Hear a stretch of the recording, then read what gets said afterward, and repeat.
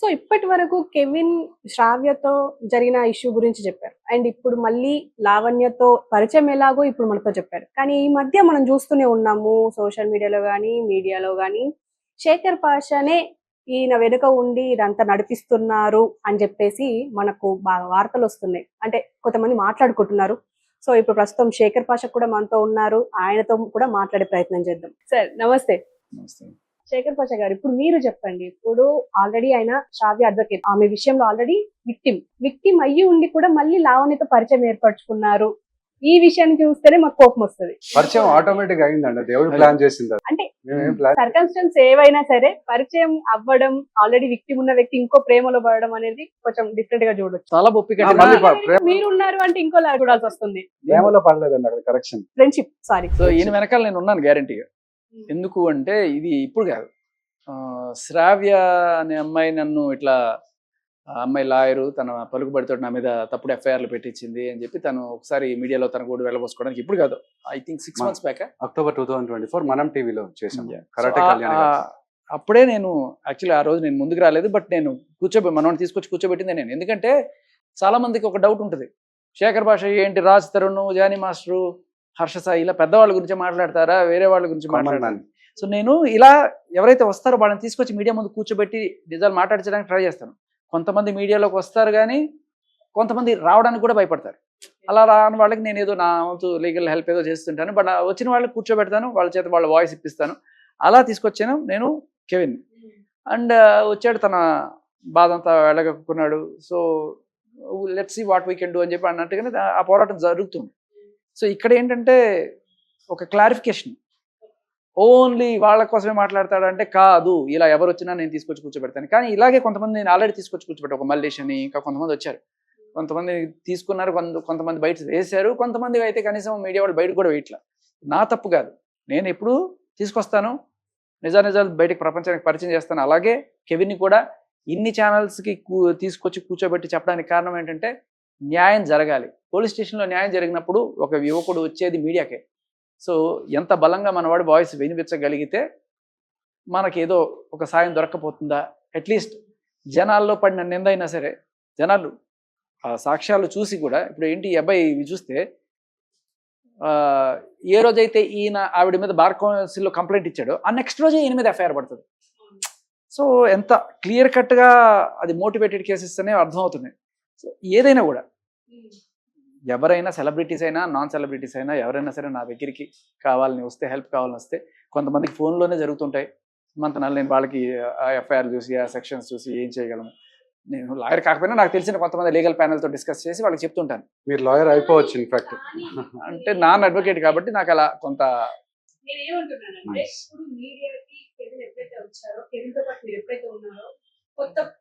కొత్త boy friend ఈయనే, నేనే కొత్త బాయ్ ఫ్రెండ్ అన్నట్టుగా కంప్లైంట్స్ కానీ సోషల్ మీడియా వీడియోలు కానీ అలా కనిపిస్తున్నాయి. అసలు ఏంటి ఇప్పుడు మీకు లావణ్యకి ఓన్లీ ఫ్రెండ్షిప్ అయినా?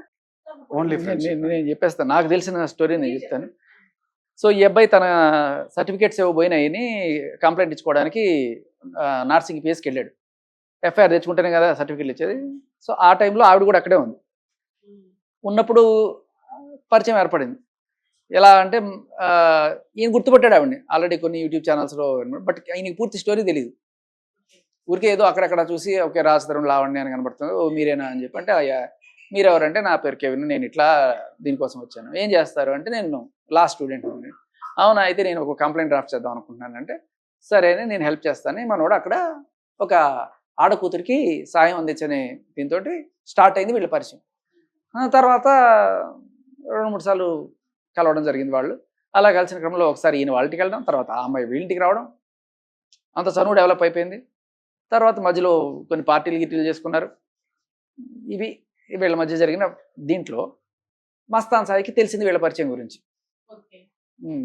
సో మస్తాన్ సాయి గట్టిగా ఫోన్ చేసి వేసుకున్నాడు, ఏరా నీకు బుద్ధి జ్ఞానం సిగ్గుసారం ఏం లేదా,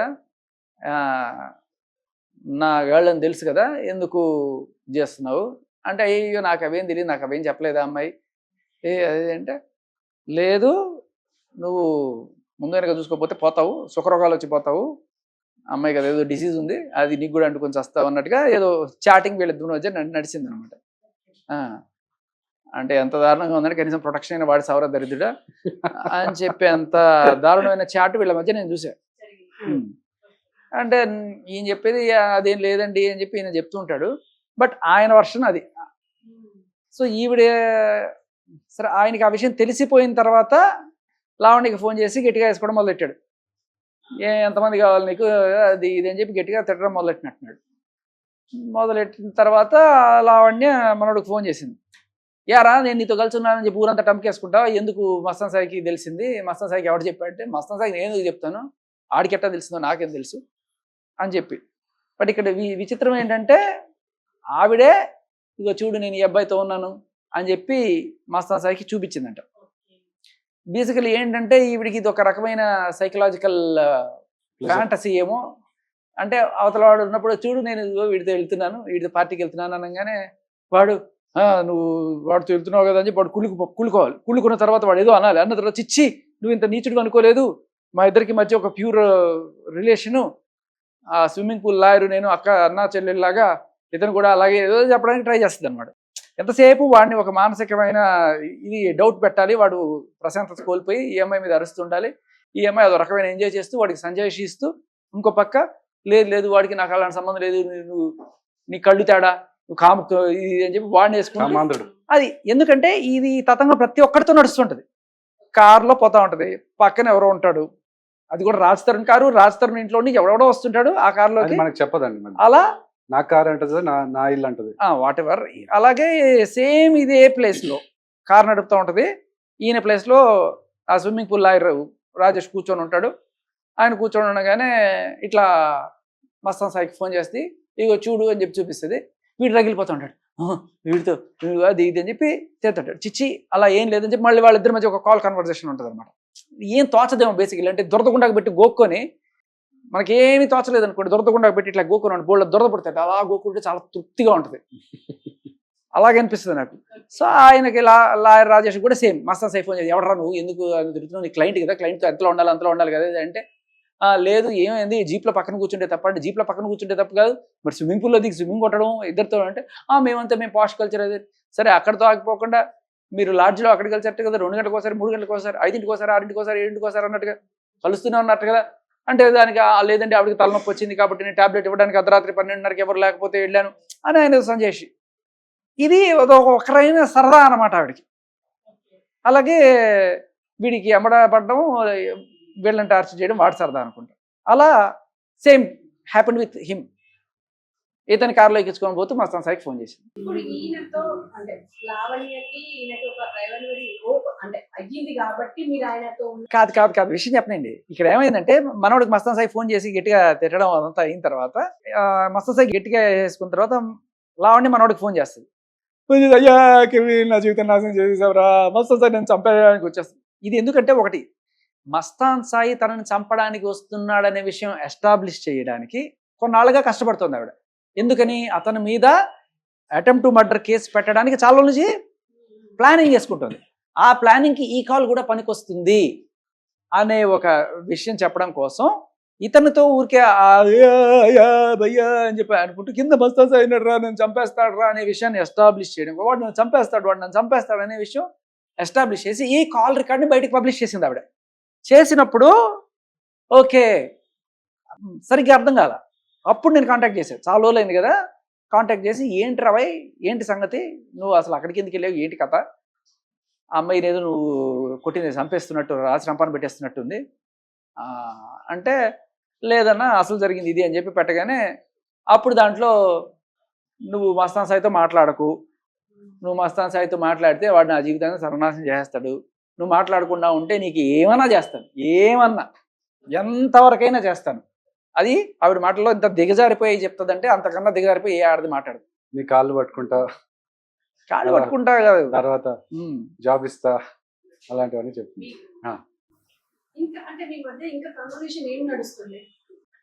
ఇప్పుడేం నడవట్లేదండి. అప్పుడు అదే మామూలుగా ఇప్పుడు నేను మీకు హెల్ప్ చేసినట్టే లైక్ షీ టీమ్స్ కానీ లేదా నేషనల్ కమిషన్ ఫర్ ఉమెన్ దాంట్లో కంప్లైంట్ ఎట్లా ఇవ్వాలి, హ్యూమన్ రైట్స్ ఎట్లా ఇవ్వాలి అంటే తను నాకు చెప్పింది ఏంటంటే ఆ డ్రగ్స్ నేను ఢిల్లీ నుంచి విజయవాడ వచ్చాను, అక్కడ వాళ్ళు వచ్చేసి ఇట్లాగా నా సూట్ కేసు అట్లా తీసుకెళ్ళకూడదు కదా, వాళ్ళు వెయిట్ చేయాలి ఎవరైనా వచ్చేంత వరకు, అది హ్యూమన్ రైట్స్ వైలేషన్ కదా. ఎట్లా నా ముందర కన్జ్యూమ్ చేయలేదు. నా వెనకాల చేసి ఉండొచ్చు డెఫినెట్లీ. శేఖర్ పాషా గారు మీరు చెప్పండి, ఇప్పుడు లావణ్యని ఎటు తిప్పి మీరు కావాలని ఆమెని, అంటే ఆమెనే తప్పు చేస్తుంది, మగవాళ్ళంతా ఇన్నోసెంట్. ఇప్పుడు శేఖర్ ఇప్పుడు ఆయన మస్తన్ సాయి కావచ్చు, ఇప్పుడు కేవిన్ ఫ్రెండ్ కావచ్చు, ఈయన కూడా ఇన్నోసెంట్ కావచ్చు, రాజధాని ఆల్రెడీ ఇన్నోసెంట్ అని తేలిపోయింది. సో కావాలనే ఆమెని అంటే పోక్ చేస్తున్నారా? అమ్మా ఎవ్వరూ ఇన్నోసెంట్ కాదు, నేను చెప్తున్నా కదా. ఎవరు ఈయన కూడా ఇన్నోసెంట్ కాదు. నేను ఇన్నోసెంట్. రాజ్ తరుణ్కి ఆయన ఎఫ్ఐఆర్ ఆయనకు ఉండొచ్చు, మస్తాన్ సాయికి ఆయన ఎఫ్ఐఆర్ ఆయనకు ఉండొచ్చు, వీళ్ళకి లావణ్యతో సంబంధాలు ఉండొచ్చు, ఆ లాయర్కి కూడా ఉండొచ్చు. ఉంటే ఉండేవండి, అది వాళ్ళ పర్సనల్ చాయిస్. నా ప్రాబ్లం ఎక్కడ, అది పెట్టుకొని వీడు నన్ను మోసం చేశాడు ఎంతమంది మీద కేసులు పెడతావు నువ్వు? నా పోరాటం చట్టంలో ఉన్న తప్పుడు సెక్షన్లను యూజ్ చేసి నువ్వు వాళ్ళని ఎక్స్టార్షన్ చేయడానికి. ఇప్పుడు ఈయన సంబంధం పెట్టుకున్నాడు అనుకోండి, అక్రమ సంబంధం పెట్టుకున్నాడు అనుకోండి, ఈయన లావణ్య దగ్గర నుంచి డబ్బులు గుంజడానికి ట్రై చేశాడు, ఈయన తప్పు, ఈయన వేసుకుంటారేమో. సంబంధం ఇద్దరు కన్సెన్షువల్గా ఉన్నారు, ఇష్టపూర్వకంగా ఉండి దాన్ని అడ్వాంటేజ్ తీసుకుని డబ్బులు సంపాదించడానికి చేసేది చాలా పెద్ద తప్పు. ఇవాళ రేపట్లో ఇవి కామన్ అయిపోయింది. సుప్రీంకోర్టు కూడా సరే మీ చావు అని వదిలేసింది. అలా ఇప్పుడు ఇన్నోసెంట్ అంటే మీ దృష్టిలో అదే కదా. వీళ్ళకి అక్రమ సంబంధాలు లేవా, వాళ్ళు ఏమన్నా శుద్ధ పూసలా, ఈవిడ శుద్ధ పూస కాకపోవచ్చు, వాళ్ళు శుద్ధ పూసలా అనే క్వశ్చన్కి నాకు ఆన్సర్ ఏంటంటే వాళ్ళు కాదు, ఓకే, ఈవిడ కాదు, అయితే కేసులు పెడతారా? కేసులు ఎవరు పెట్టగలరు? వీళ్ళు ఎందుకు అసలు వీళ్ళకి అటువంటి ఉద్దేశాలే లేవు. బేసికల్లీ కేసులు పెట్టి డబ్బులు సంపాదించాలి, లేకపోతే జనాలు రచ్చగెట్టాలి అనే ఉద్దేశాలు వాళ్ళకి లేవు. కేసులు పెట్టి డబ్బులు సంపాదించుకోవాల్సిన అవసరం కూడా లేదు. ఎవడు ఉద్యోగాలు వాళ్ళు చేసుకుంటున్నారు. సరే ఈయనకి ఉద్యోగం లేదని ఆవిడేదో జాబ్ ఇస్తానంది, ఏదో ఊదే ఉద్యోగం.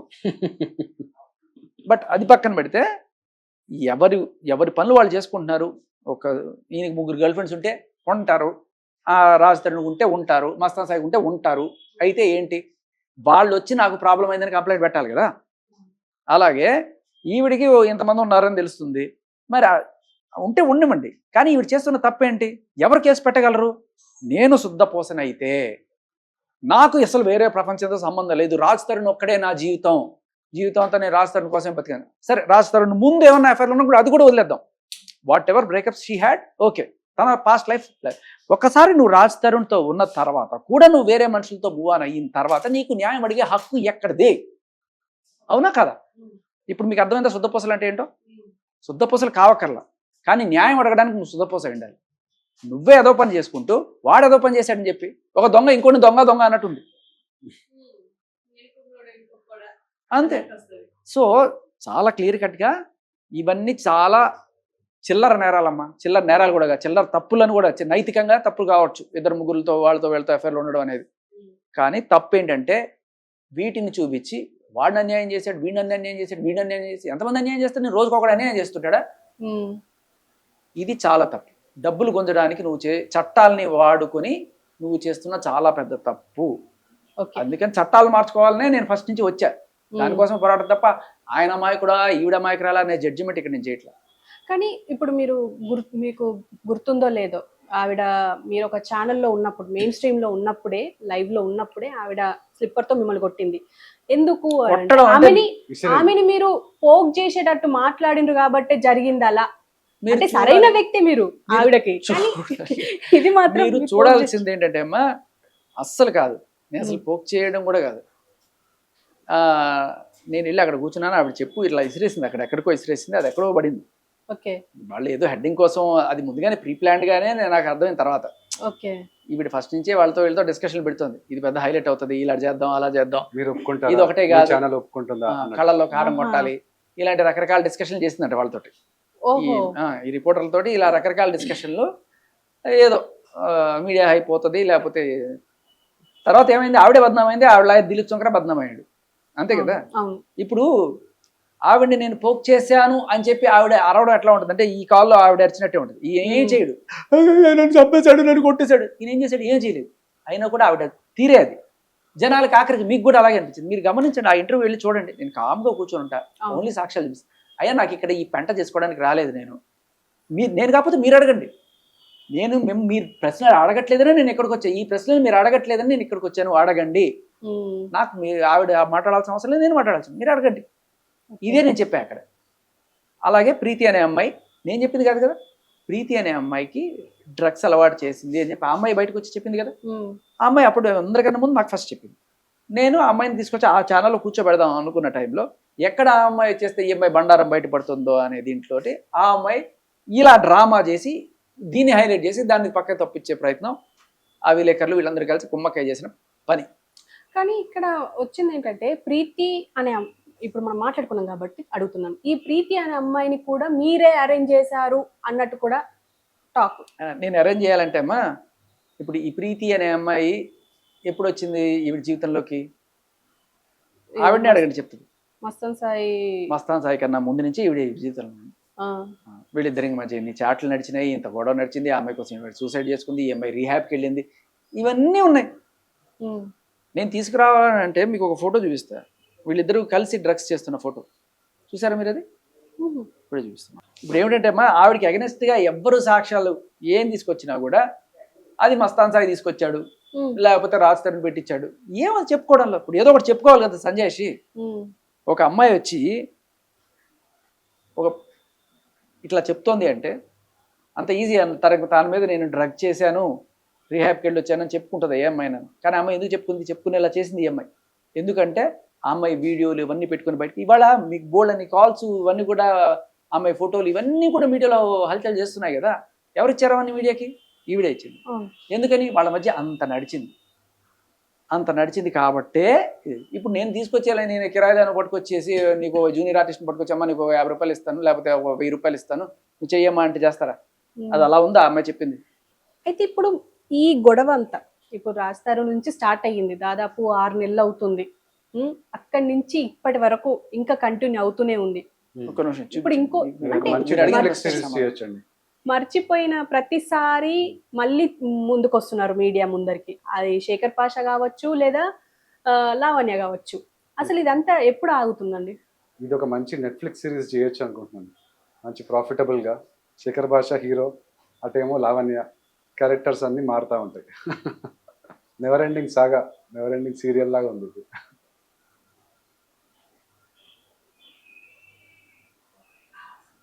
ఆ అమ్మాయి తనంతటి తానే వచ్చి ఇలా చెప్తే బయట పెట్టాలి కదా ఖచ్చితంగా. మరి అలా చెప్పినప్పుడు పోలీసులు స్టేషన్లో కంప్లైంట్ ఇస్తే పోలీస్ కంప్లైంట్ తీసుకునే పరిస్థితి కూడా లేకపోతే ఆఖరికి మహిళా కమిషన్ దాకా వెళ్ళి ఆ అమ్మాయి ఎంత చేస్తుందంటే కిరాయి వాళ్ళు చేస్తారమ్మా. అమ్మాయి బాయ్ ఫ్రెండ్ ఉదయ్, ఆ అమ్మాయికి ఈవిడికి పరిచయం చాలా రోజుల నుంచి. ప్రీతి మే 22లో పరిచయం అయినట్టుంది. ఈ అబ్బాయి 2015-16 నుంచి కూడా పరిచయం ఈవిడికి. ఈయన్ని తీసుకుని గోవా వెళ్ళింది ఈ ఉదయని. తమ్ముడు అంటది, తను అక్క అంటాడు. అక్కడ ఏదో ఈవెంట్స్ చేద్దామని వెళ్ళి అక్కడ ఈవెంట్ చేయకుండా ఫుల్గా డ్రగ్స్ చేసి తర్వాత వీళ్ళతో రిలేషన్లు పెట్టుకుని రోజు గొడవలు ఉండేది, మేము తట్టుకోలేక మేము వచ్చేసాము అని చెప్తాడు అబ్బాయి ఉదయ్. ఆ తర్వాత ఉదయ్ వచ్చేసిన కొన్నాళ్ళకి ఎప్పుడో మళ్ళీ 1 సంవత్సరం తర్వాత ఎప్పుడో ఈ అమ్మాయిని తీసుకెళ్ళి, సంవత్సరం మేబీ చాలా రోజుల తర్వాత గ్యాప్, ఈ అమ్మాయిని పరిచయం చేశాడు. ఇట్లా ట్రావెల్ లాగ్ చేద్దాం అనుకుంటుంది నా గర్ల్ ఫ్రెండ్ పరిచయం చేస్తే, ఆమెకి డే 1 ఈవిడ అలవాటు చేసేసి ఇంట్లోకి దింపి ఆవిడ జీవితాన్ని అంతా నాశనం చేస్తే అప్పుడు ఇది జరిగింది. సో ఎవరైనా నేను వాళ్ళని వెళ్ళి పట్టుకొచ్చి డ్రామాలు ఆడిచేంత అక్కడ అమ్మాయి వాయిస్ విన్నా లేకపోతే అమ్మాయిని చూసినా క్లియర్ కట్గా అర్థమవుతుంది కదా. కానీ అనేవాళ్ళు అంటేనే ఉంటారు కదా. డ్రామా ఆర్టిస్ట్ అంటే ఎవరంటే లక్ష్మీ పడాలనే ఒక అమ్మాయి. ఈ రోజు దాకా ఆ అమ్మాయి ముసుగు తీసి బయటకు వచ్చిందా? వస్తుంది, వచ్చి ఏం మాట్లాడుతుందో ఎవరికి కూడా ఏం అర్థం కాదు. అది డ్రామా ఆర్టిస్ట్ అంటే. ఎప్పుడు కావాలంటే అప్పుడు వాళ్ళు వస్తారు, ఒకసారి పెర్ఫార్మెన్స్ ఇచ్చిపోతారు విత్ మాస్క్. అది. సో మీరు ఇప్పటి వరకు ఆమె ప్రొజెక్ట్ చేస్తున్న విషయం ఏంటంటే ఆమె సోర్స్, ఆమె అంటే లావణ్య ఇన్కమ్ సోర్స్ ఏమైనా ఉంది అంటే అబ్బాయిల్ని ఇలా వాడుకోవడమే అని అంటున్నారు, అంతేనా? మస్తాన్ సాయి చాలా రోజుల నుంచి మస్తాన్ సాయి దగ్గర నుంచే డబ్బులు తీసుకుంటూ వస్తుంది. అంతకుముందు రాజ్ తరుణ్ ఏదో ఇచ్చేవాడు కొన్నాళ్ళు. బట్ తర్వాత రాజ్ తరుణ్ ఎప్పుడైతే ఇంత పెంట అయిపోయిందో, అంటే తనకి భార్య అని కూడా కాదు, బట్ ఏదో అవుట్ ఆఫ్ గుడ్ విల్, కుక్కలు వాటికి మెయింటెనెన్స్ కోసం ఉంటుంది కదా అని చెప్పి ఏదో ఇచ్చేవాడు. బట్ ఎప్పుడైతే ఈవిడ డైరెక్ట్గా డ్రగ్స్లో ఇన్వాల్వ్ అయిపోయి దొరికిపోయిందో, ఆల్రెడీ 2-3 సార్లు చెప్పి చూసేట ఇది తప్పు, రీహాబ్కి వెళ్ళమ్మా అని కూడా రాస్తారు. నువ్వు మొత్తుకున్న ఆన్ రికార్డ్ కాల్ కూడా ఉంది, నువ్వు అర్జెంట్గా రీహాబ్కి వెళ్ళు అని చెప్పి. లేదు, వినదు, మారదు, చూశారు, ఇంకా కంప్లీట్గా బతుకు దేవుడా అని వదిలేశాడు. అప్పటికే ఈవిడ రాస్తాడుతో వదిలేసి చాలా రోజులు అయిపోయి, చింటూతో అయిపోయి, తర్వాత మస్తాన్ సాయితో ఉన్న టైంలో ఫ్రెండ్లీగా చెప్పిన మాట అది. ఓకే. అయినా కూడా ఖాతరు చేయలేదు. సరే రాస్తాను వెళ్ళిపోయిన తర్వాత రాస్తాను డబ్బులు ఇవ్వట్లేదు. కొన్నాళ్ళు చింటూ ఏదో ఇచ్చినట్టున్నాడు. తర్వాత రాజతరుణ్ వెళ్ళిపోయిన తర్వాత కేసు పెట్టింది కదా రాజతరుణ్ మీద. కేసు పెట్టిన తర్వాత మస్తాన్ సాయి మీద కూడా ఇలాంటి కేసు పెట్టిందని చెప్పి ఎప్పుడైతే బయటకు వచ్చిందో, అప్పుడు మీడియా ముఖంగా వచ్చి మస్తాన్ సాయి నేను ఫ్రెండ్స్ అండి అని చెప్పి అంతా చెప్పేసింది కదా. ఆ దెబ్బతో వాడి కేసు వీగిపోయింది, వాడు ఫ్రీ అయిపోయాడు. అంత రేప్ కేసు ఇది ఉంది అనుకునే టైంలో అతను ఫ్రీ అయిపోయిన తర్వాత డబ్బులు రావు కదా ఇంకా అక్కడ. అప్పటిదాకా నీ మీద రేప్ కేసు తీయాలంటే నువ్వు నాకు అంత పంపించు ఇంత పంపించు అని చెప్పి వాడుకుంది. ఎప్పుడైతే అవసరం లేదు ఇంక EMI లేకుండా నాకు పని అయిపోతుంది అనుకున్నాడో ఇవ్వడం మానేసిన తర్వాత కొన్నాళ్ళు చింటూని వీడిచ్చి అతని దగ్గర నుంచి ఏదో డబ్బులు తీసుకున్నట్టుగా సమాచారం. సరే అది కూడా అయిపోయిన తర్వాత ఫైనల్లీ ఇప్పుడు ఏం చేస్తుంది, ఎలాగైనా సరే డబ్బులు కావాలి, ఏం చేయాలి అంటే కొన్నాళ్ళు అంతకుముందు ఏదో కొన్ని అక్రమ సంబంధాలు ఈ పోలీస్ ఆఫీసర్లు వాళ్ళు విన్నాం కదా, వాళ్ళ సైడ్ నుంచి ఏదో కొంత ఇన్కమ్ వచ్చినట్టుగా ఇవన్నీ కూడా ఎవరో చెప్తుండగా కొన్ని కాల్స్ వచ్చాయి. ఆయన ఆఫీసర్ చాలాసార్లు డబ్బులు ఇచ్చాడు అన్నట్టుగా ఈ మధ్యకాలంలో లీక్ అయిన కొన్ని కాల్స్. సరే అది పక్కన పెడితే ఫైనల్లీ ఏదో ఒక రకమైన స్ట్రాంగ్ సోర్స్ కావాలి. రాజతరుణ్ నుంచి వెళ్ళానో లేకపోతే మస్తాన్ సాయి నుంచి 10 కోట్లు ఎంతో కొంత గట్టిగా వసూలు చేసేసి లైఫ్లో సెట్ అవ్వాలి అనుకునే దీంట్లో ఏం చేయాలి ఇప్పుడు అని ఆలోచించి మస్తాన్ సాయి హార్డ్ డిస్క్ పట్టుకొచ్చింది. వెళ్ళి దొంగతనం చేసుకుని వాళ్ళ ఇంట్లో నమ్మించి ఏదో చేసి పట్టుకొచ్చి అప్పటి నుంచి బ్లాక్మెయిల్ చేయడం మొదలెట్టింది. నువ్వు డబ్బులు ఇస్తావా లేకపోతే మీడియాకి పెట్టమంటావు, డబ్బులు ఇస్తావా మీడియా పెట్టమంటావు. వాడు సరే ఏదో 20,000 30,000 ఇలా సాధిస్తుంటే కాదు 50 లక్షలు. సో ఆ రికార్డు కూడా ఉంది కదా, 50 లక్షలు ఇస్తాను మస్తాన్ సాయి మోసం చేశాడు కాబట్టి నువ్వు నేను కలిసి వాడిని మోసం చేద్దాం అదే ఉంది. సరే అది అయిపోయింది. ఎవడన్నా 50 లక్షలు ఇచ్చేంత ఉండదు కదా. సరే మస్తాన్ సాయి ఎలాగైనా సరే హార్డ్ డిస్క్ దక్కించుకోవాలని చెప్పి వెళ్ళాడు. అది పీక్కునేటప్పుడు ఫైట్ అయిందో మరి ఏమైందో మొత్తానికి రాగానే ఇరికిచ్చేసింది. మస్తాన్ సాయి నేను చంపడానికి వచ్చేసాడు అని చెప్పి మస్తాన్ సాయి మీద ఇప్పుడు పెద్ద కేసు పెట్టింది. కేసు పెట్టకపోతే హార్డ్ డిస్క్ కోసం డబ్బులు ఇచ్చుకుంటూ ఉండాలి. ఇప్పుడు హార్డ్ డిస్క్ ఏకంగా పీక్కుపోదామని వచ్చినప్పుడు హార్డ్ డిస్క్ పోలీసుల చేతికి వెళ్ళిపోయింది. ఇప్పుడు ఆ హార్డ్ డిస్క్లో 800 మంది 900 మంది అంటే ఏమీ లేదు, అక్కడ 6 మంది ఉన్నారు, వాళ్ళ ఆవిడ ఇంకా కొంతమంది పాత గర్ల్ ఫ్రెండ్స్ ఉన్నాయి, వాళ్ళ పరువు బజార్ పడుతుందని వీడు తొందరపడిపోయి వెళ్ళాడు. సరే ఆ దీంట్లో కూడా బాధలో కూడా అర్థం ఉంది. కానీ దీన్ని అటెంప్ట్ మర్డర్ కేసు చేశారు. ఇప్పుడు ఈ కేసు తీసేయాలంటే మళ్ళీ డబ్బులు, నేను కేసు తీసేస్తా డబ్బులు ఫస్ట్ నుంచి. అప్పుడు రేప్ కేసు తీసేస్తా డబ్బులు, ఇప్పుడు అటెంప్ట్ మర్డర్ కేసు ఇస్తా డబ్బులు, ఏదో రకంగా డబ్బులు గుంచాలి. ఓకే. సో ఇప్పుడు మీరు మస్తాన్ సాయి వాళ్ళ పేరెంట్స్ తోని మాట్లాడి ఉంటారు, అండ్ మస్తాన్ సాయి కూడా ఇన్నోసెంట్ అని చెప్పేసి వాళ్ళ పేరెంట్స్ కూడా మీడియా ముఖంగా చెప్పారు, మా అబ్బాయి అలాంటి వాడు కాదు, లావణ్యనే సెడ్యూస్ చేస్తుంది కావాలని. మస్తాన్ సాయి అలాంటి వాడు కాదంటే మస్తాన్ సాయికి డ్రగ్స్ అలవాటు ఉంది, మస్తాన్ సాయి అమ్మాయిలతో తిరుగుతాడు, ఈ విషయాల్లో ఎటువంటి డౌట్ లేదు. ఓకే, అంటే అమ్మాయిలతో తిరుగుతాడంటే ఆయన గర్ల్ ఫ్రెండ్స్ ఎవరో ఉన్నారు. ఇవి పక్కన పెడితే మస్తాన్ సాయి బ్లాక్ మెయిలర్ కాదు, మస్తాన్ సాయి మర్డర్లు చేసుకునే బ్యాచ్ కాదు. మస్తాన్ సాయి దేశానికి ఉపయోగపడే ఒక సాఫ్ట్వేర్ ఇంజనీర్. ఎందుకు చెప్తున్నానంటే IIT ఖరగ్పూర్లో ఆయన ఇంజనీరింగ్ కంప్లీట్ చేశాడు. IIT ఖరగ్పూర్ అంటే జనరల్గా MPC చేసిన ఏ స్టూడెంట్ కైనా అది ఒక కళ.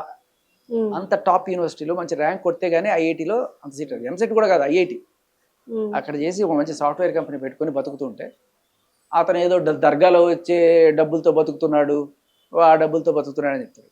నో, ఏ IIT వాడికైనా సంపాదన మామూలుగా ఉండదు. సంవత్సరానికి 1 కోటి రూపాయలు మినిమం ఉద్యోగం చేసినా కూడా ఆ రేంజ్ శాలరీస్ వస్తాయి.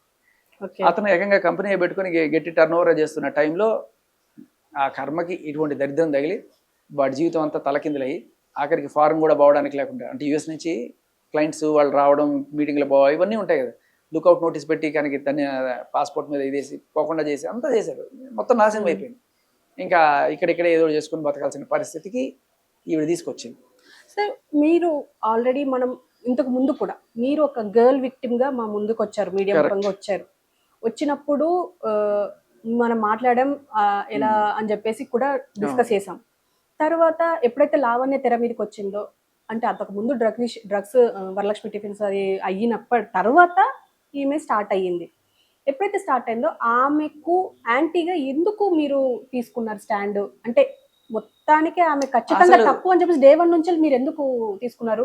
దీంట్లో ముఖ్యంగా మీ మీద వస్తున్న రూమర్ ఏంది అని అంటే, రాజ్ తరుణ్‌కి, ఇప్పుడు మస్తన్ సాయికి, ఇప్పుడు ఇతనికి మీరు దూతగా వర్క్ చేస్తున్నారు అని ఎంతమందికైనా చెప్పేసి సరే అంటున్నారు. ఇంకా 100 మంది రాని అందరికీ నేను వర్క్ చేస్తాను, ఉమ్, అందరికీ వర్క్ చేస్తాను. తప్పేంటి, ఓకే. వాళ్ళ పక్క న్యాయం ఉంది అనుకున్నప్పుడు నిలబడతాను ఖచ్చితంగా. అన్నిటికంటే దారుణం ఏంటంటే తప్పు ఈవిడదో ఇంకోటిదో కాదు, ఆవిడ రాగానే కేసులు పెట్టేస్తున్నారే ముందు వెనకాల ఆలోచించుకోకుండా వాళ్ళది. ఓకే. కళ్ళ ముందు కనబడుతుంది కదా మస్తాన్ సాయి మీద నా మూడని చెప్పి కేసు పెట్టినప్పుడు రాజ్ తరుణ్ నా మూడని ఎట్లా క్లెయిమ్ చేస్తామని అడగాలి కదా పోలీసులు. ఉమ్, అది నేను అడగడానికి వస్తుంటే మీరు నన్ను ఫ్రేమ్ చేస్తారేంటి? సో వీళ్ళకి దూతగా అనేది పాయింట్ కాదు, ఇక్కడ పాయింట్ ఏంటంటే చట్టంలో ఉన్న ఈ లొసుగు, ఓకే. పోలీస్ స్టేషన్స్ లో మగాడికి జరుగుతున్న సన్మానం, ఉమ్, ఇవి మనం ఎత్తి చూపించే ప్రయత్నంలో భాగంగా వీళ్ళు నాకు ఎగ్జాంపుల్సే తప్ప వీళ్ళ కోసం ఏదో చేయడం కాదు. ఉమ్, వీళ్ళు నాకు వీళ్ళకి సంబంధించిన వాళ్ళు నాకు ఏదో రకంగా ఎవిడెన్స్లు పంపిస్తారు, దాంట్లో నిజం ఉంది అనుకుంటే నేను వాదిస్తాను. ఇప్పుడు ఎవరో ఫన్ బకెట్ భార్గవ్ అని ఎవరో ఉన్నారు, అవును. నేను ఆ రోజు ఏ రోజు ఆయన గురించి ఒకళ్ళతో పుచ్చుకుంది లేదు, వాదించింది లేదు. అవును. బట్ నాకు న్యాయం ఉందనిపించింది. గరికపాటి గారి గురించి మాట్లాడాను, మిస్టర్ టీ గురించి మాట్లాడాను, జానీ మాస్టరు, హర్ష సాయి, ఇలా ఎవరి పక్కన న్యాయం ఉందనిపిస్తే నేను ఖచ్చితంగా మాట్లాడతాను. ఉమ్, అన్నిటికంటే ఏంటంటే అమ్మా, ఆడవాళ్ళు కొంత వీకర్ సెక్షన్, వాళ్ళ కోసం చట్టాలు చేయడం చాలా ఇంపార్టెంట్. ఎవరి వీకర్ సెక్షను అంటే భర్తే జీవితంగా, లేకపోతే ఏ రకమైన ఇది లేకుండా వాళ్ళే బతుకుతుంటారు చూసారు. ఉమ్, అంటే ఇంటి పట్టు నుండి పిల్లలు, సంసారపక్షంగా ఉంటూ, ఒకవేళ రేపు భర్త కొట్టినా తిట్టినా నాకు వేరే గతి లేదు, నేను ఇతనితోనే బతకాలి అని చెప్పి సర్దుకుపోవాల్సిన స్థితిలో వాళ్ళకి కొన్ని చట్టాలు కల్పించారు గవర్నమెంట్. ఒక కేటగిరీ ఇలా సంసారపక్షంగా ఉన్న స్త్రీలు అయితే, ఇంకో కేటగిరీ వీళ్ళు కంప్లీట్గా వేరే రకమైన పనులు చేసుకుంటూ, అక్రమ సంబంధాలు పెట్టుకుంటూ, ఇంకా రకరకాల వీటిలో ఉంటూ, క్యాబరే డ్యాన్సులు చేసుకునే వాళ్ళు కావచ్చు, ప్రాస్టిట్యూషన్లు చేసుకునే వాళ్ళు కావచ్చు, లేకపోతే టైర్ బళ్ళ మీద డ్యాన్సులు చేసుకునే ఈ రికార్డింగ్ డ్యాన్సులు చేసుకునే వాళ్ళు కావచ్చు, ఎవరైనా కావచ్చు. ఇటువంటి సెక్షను ఎక్స్ప్లిసిట్గా వాళ్ళకంటూ వాళ్ళు సంపాదించుకుంటున్నారు. ఏ రకంగా తప్పుడు దోవలోనా మంచి దోవలోనా సరే వాళ్ళ కాళ్ళ మీద వాళ్ళు నిలబడి వాళ్ళంతా చేసుకుంటున్న వాళ్ళు, ఇది వాళ్ళ కాళ్ళ మీద నిలబడలేక డిపెండ్ అయిన వాళ్ళు ఉమ్, అండ్ వీళ్ళు చాలా సంసారపక్షంగా ఉన్న వ్యక్తులు. వీళ్ళిద్దరిలో ఎవరిని చేయబడ్డ ఈ చట్టాలు? వీళ్ళని ఉద్దేశించి. ఎందుకంటే వీళ్ళు బయటకు వచ్చి మాట్లాడుకోలేరు. వీళ్ళు మందు కొడతారు, సిగరెట్లు తాగుతారు, డ్రగ్స్ చేస్తారు, అక్రమ సంబంధాలు పెట్టుకుంటారు, ఇన్ని చేసి ఈ కేటగిరీలో వచ్చి మాకు న్యాయం కావాలి అంటారు. ఓకే. అర్థమైందా? ఉమ్, సో వీళ్ళ కోసం కాదు చేసిన చట్టాలు, వీళ్ళ కోసం చేసిన చట్టాలని పాపం వీళ్ళు వాడుకోవట్లేదు, వీళ్ళు వాడుకుంటున్నారు శుభ్రంగా. ఉమ్, దీనికి పోలీసులతో అక్రమ సంబంధాలు కూడా పెట్టుకుంటారు వాళ్ళు. ఎందుకంటే సెక్షన్స్ ఉన్నాయి కదా సార్, పెట్టేయండి సార్ అని చెప్పి అన్నట్టుగా. ఉమ్, ఇక్కడ మీరు గమనిస్తే వీళ్ళు ఈ కేటగిరీలో ఉన్న వాళ్ళల్లో మీకు సింపుల్ ఎగ్జాంపుల్, జానీ మాస్టర్ వాళ్ళ మిసెస్, ఆవిడ సంసారపక్షంగా ఇంట్లో ఉన్న స్త్రీ, 2 పిల్లలు, భర్త. సరే భర్తని వాళ్ళలో వేసుకుందో బుట్టలో వేసుకుందో, లేదు ఆయనే ఆవిడ మోజులో పడ్డాడో వేరే ఆవిడతో రిలేషన్ మొదలెట్టాడు అనుకుందాం. ఇప్పుడు ఎవరమ్మా ఇక్కడ బాధితులు?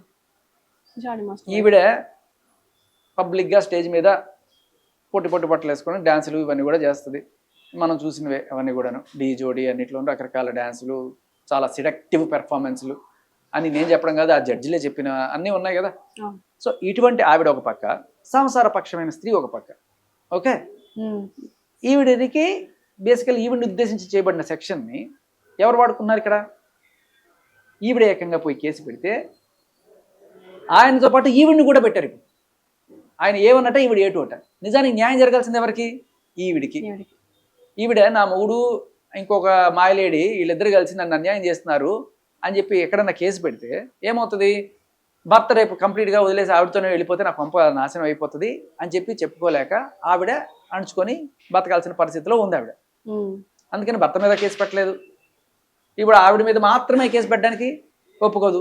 ఆవిడతో పాటు మీ ఆయన కూడా ఇన్వాల్వ్ కదా, ఇద్దరి మీద కలిపి పెట్టాలి కదా. సో అది కుదరదు. ఏం చేస్తుంది ఆవిడ? మౌనంగా ఉంటుంది. ఈవిడ ఏం చేస్తుంది? వచ్చి వీళ్ళ కొంపగోల్చడంతో పాటు వీళ్ళ మీద కేసులు పెట్టి వీళ్ళని రచ్చకెడిస్తే ఎంత తప్పిది?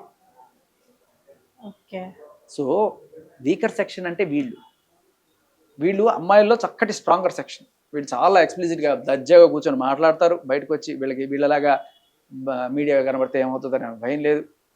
సో ఇటువంటి పెర్ఫార్మెన్స్లు అయినా ఇవ్వడానికి సిద్ధంగా ఉంటారు, మందు కొడతారు, సిగరెట్లు తాగుతారు, అన్నీ ఉంటాయి అలవాట్లు. ఓకే. సో మగాళ్ళకి ఆడాళ్ళకి ఎందుకు ఇంత తేడా అంటే, మగాడు ఒక దరిద్రుడు, వాడు సిగరెట్లు తాగుతాడు, మందు కొడతాడు, ఇవన్నీ దరిద్ర అలవాట్లన్నీ ఉంటాయి, వాడికి అంత రెస్పెక్ట్ ఇవ్వాల్సిన అవసరం లేదు. లేడీస్కి మనం రెస్పెక్ట్ ఇవ్వాలి. రెస్పెక్ట్ లేడీస్ ఎందుకు చెప్తుంటే వాళ్ళు ఇటువంటి పనులన్నీ చేయరు. కానీ ఇటువంటి పనులు చేసే వాళ్ళు రెస్పెక్ట్ క్లెయిమ్ చేస్తున్నారు చూసారా, అక్కడ వస్తుంది ప్రాబ్లం. రెస్పెక్ట్ క్లెయిమ్ చేయడం కూడా పర్లేదు, రెస్పెక్ట్తో పాటు కేసులు పెట్టడం, వాళ్ళు రోడ్డుకి ఏడ్చడం, ఇదే ప్రాబ్లం. సో దానికోసం మీరు పోరాడతాను అంటారు. వీళ్ళు ఏమైనా చేసుకోనండి, వాళ్ళ కల్చర్తో నాకు సంబంధం లేదు. బట్ ఎప్పుడైతే ఇటువంటి వాళ్ళు వచ్చి నాకు న్యాయం జరగలేదు, నేను నలుగురితో ఉన్నా, అయినా సరే వీడే నా మగుడు, నాకు వాడిని తెచ్చేయండి, లేకపోతే వాడి దగ్గర నుంచి ఎంతో కొంత తిప్పిండి అంటే అది తప్పంటారు. ఓకే. సరే, ఇప్పుడు కెవిన్ విషయానికి వస్తే, ఇప్పుడు ఆయన కేసు మీరు చూసినప్పటికీ అది సాల్వ్ అవుతుంది అని అనిపిస్తుంది. ఎందుకంటే 1 year కంప్లీట్ అయిపోయింది. 1 year మోస్ట్లీ 1 year కంప్లీట్ అయిపోయింది. ఇప్పుడు ఆ శ్రావ్య వచ్చి ఇప్పుడు ఆవిడ ఇంతవరకు మీడియా ముఖంగా కానీ ఎక్కడ మనకు అపియర్ అవ్వలేదు. మీరు ఈ కేసుని సాల్వ్ చేయగలను అని అనుకుంటున్నారా? నేనా అంటే అవుతుంది అని అనుకుంటున్నారా? ఇక్కడ 2 కోణాలు ఉంటాయి మా ప్రతి కేసుకి. ఒకటి లీగల్, ఇంకొకటి మీడియా. సో జనరల్గా లీగల్కి వెళ్ళిన తర్వాత ఎలా ఉంటుందంటే, ఎఫ్ఐఆర్ అయిన దగ్గర నుంచి బెయిల్ వచ్చేదాకానే వీడి torture. Once he gets a bail, ఇంకా అది జరుగుతూ ఉంటుంది కోర్టులో 5 ఏళ్ళ 10 ఏళ్ళ. కాకపోతే ఒక నింద అయితే వీడి మీద అలా ఉంటుంది, అది క్వాష్ అవ్వడమో లేకపోతే దాని మీద తుది తీర్పు రావడం అయ్యేదాకా ఆ గోల్ ఉంటుంది ఈ అబ్బాయికి. కానీ ఒకసారి బెయిల్ వచ్చేసిన తర్వాత కాస్త ఫ్రీ అయిపోతాడు మనిషి, ఎవరైనా సరే తన పని తను చేసుకుంటూ బతుకుతుంటాడు. కాకపోతే కొన్నిసార్లు ఫారెన్ పోవడానికి ఇబ్బంది అవ్వచ్చు, కొన్నిసార్లు ఉద్యోగాలకు ఇబ్బంది అవ్వచ్చు, ఇటువంటి చిన్న చిన్న ఇబ్బందులు ఉంటాయి. ఇది ఒక కోణం అయితే, రెండో కోణం ఏంటంటే, ఈ కేసులు తేరడానికి 5 ఏళ్ళు పట్టచ్చు, 10 ఏళ్ళు పట్టచ్చు. ఇప్పుడు జానీ మాస్టర్ కేసు ఒక 5 ఏళ్ళు పట్టచ్చు, రాజస్థాన్ కేసు ఒక 5 ఏళ్ళు పట్టచ్చు. కానీ అప్పటిదాకా వాడు నిందితుడు, వాడు కామాంధుడు అని చెప్పి మీడియాలో వాళ్ళని దుష్ప్రచారం చేస్తూనే ఉంటారనుకున్నాం. ఇక్కడ అట్లీస్ట్ మీడియాలో అయినా సరే వీళ్ళకి న్యాయం జరగాలి. ఓకే. లీగల్గా నేనేం చేయలేను, జడ్జి గారు చేయాలి, పోలీసులు చేయాలి, వాళ్ళు చేయాలి. ఏదన్నా ఉంటే లీగల్ హెల్ప్ కాస్త ఈ పాయింట్లు పెట్టచ్చని చెప్పడం తప్ప, ఇక్కడ మీడియాలో వీళ్ళ ఇమేజ్ డ్యామేజ్ కాకుండా కాపాడడం, వాళ్ళు కనుక డిజర్వింగ్ అయితే ఖచ్చితంగా చేయొచ్చు. ఇన్ఫ్యాక్ట్ నేను మస్తాన్ సాయి కూడా డ్రగ్స్ చేసినా లేదు, ఏదో గర్ల్ ఫ్రెండ్స్ 2-3 ఉన్నా కూడా నేనేమంటానంటే, అది అతని పర్సనల్ ఇది దారిద్ర్యం పెట్టుకోవడం, అక్రమ సంబంధాలు, లేకపోతే డ్రగ్స్ చేసిపోతాడు. డ్రగ్స్ అమ్మడం అనేది పెద్ద తప్పు, అదే అతను చేసినట్టుగా కేసులు లేవు. కానీ లావణ్య డ్రగ్స్ అమ్మినట్టుగా పెడలింగ్ కేసు ఉంది, లావణ్య బ్లాక్మెయిల్ చేసినట్టుగా కేసు ఉంది. Lavanya first case blackmail case ఒక అమ్మాయి మీద, ఆ అమ్మాయి చచ్చిపోయే రేంజ్లో వాళ్ళ అమ్మ నాన్న అందరినీ బ్లాక్మెయిల్ చేసిన ఫస్ట్ కేసు. కానీ ఇప్పుడు మీరు ఇంత లావణ్య గురించి ఇన్ని ప్రూఫ్స్ ఉన్నా కూడా ఆమె ఎందుకు అరెస్ట్ అవ్వలేకపోతుంది అంటారు? ఇంకొకటి ఏంటంటే, ఆమె నార్సింగ్ పోలీస్ స్టేషన్కి ఎందుకు వెళ్తుందని చాలా మంది డౌట్. లేదు, ఆ జ్యూరిస్డిక్షన్లో ఉంటే ఆ పోలీస్ స్టేషన్కే కదా వెళ్ళాలి.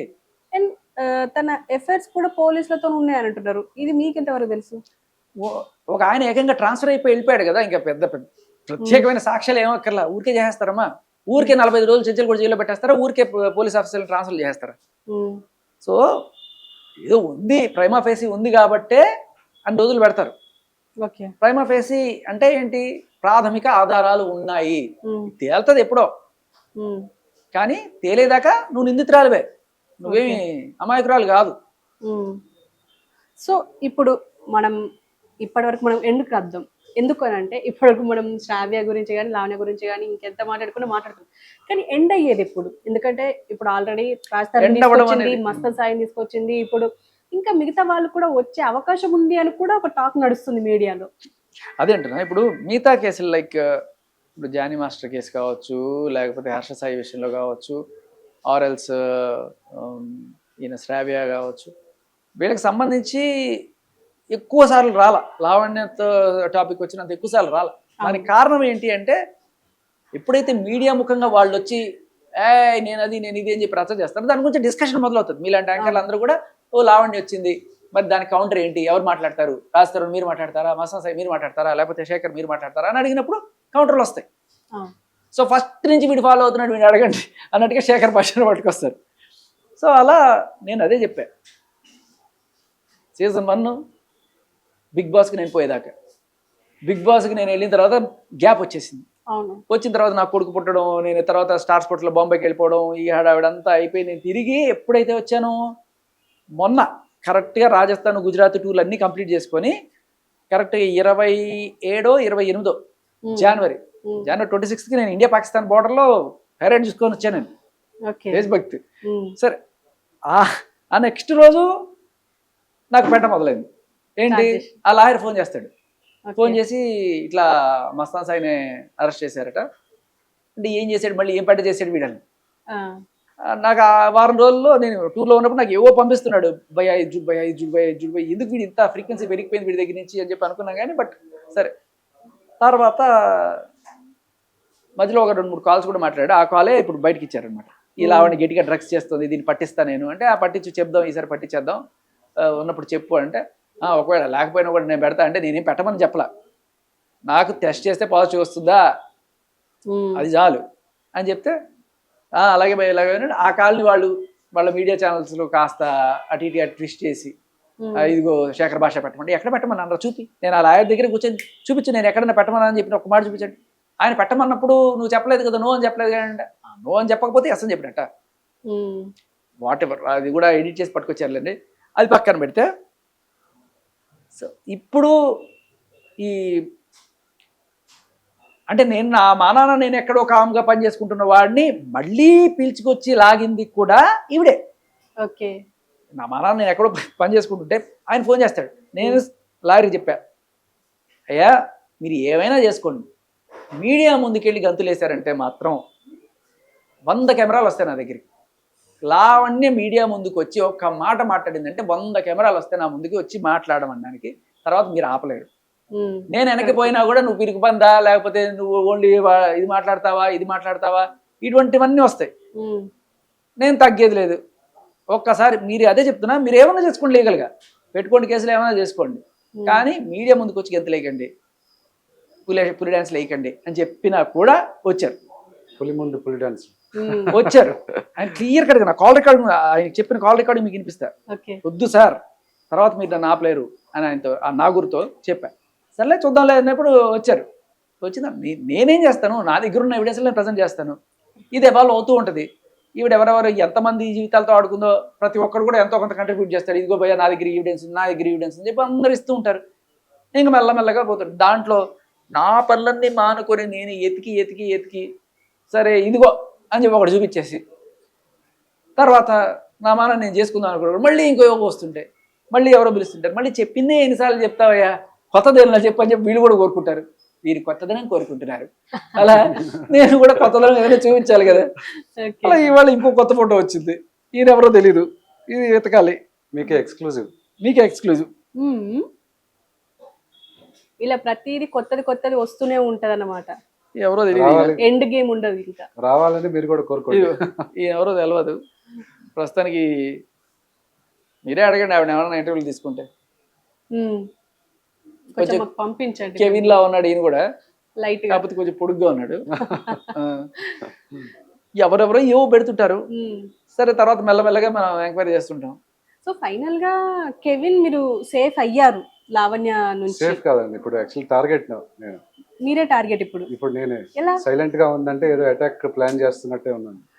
అందరూ అది ఇదే పని అయిపోతుంది. ఇది కాదు, ఇప్పుడు వాడు మోసం చేశాడు సార్, రాత్రి మోసం చేశాడు సార్, తర్వాత మస్తాన్ సాయి మోసం చేశాడు సార్, చింటూ మోసం చేశాడు సార్, ఇలా ఏంటమ్మా ఇది? మోసానికైనా ఒక హద్దు పొద్దు ఉంటాడు, మరి ఇంత అమాయకురాలు ఏంటమ్మా, ఇన్నిసార్లు ఎలా మోసపోతావమ్మా నువ్వు? కరెక్టే అని పాపం పోలీసులకైనా డౌట్ వస్తుంది కదా.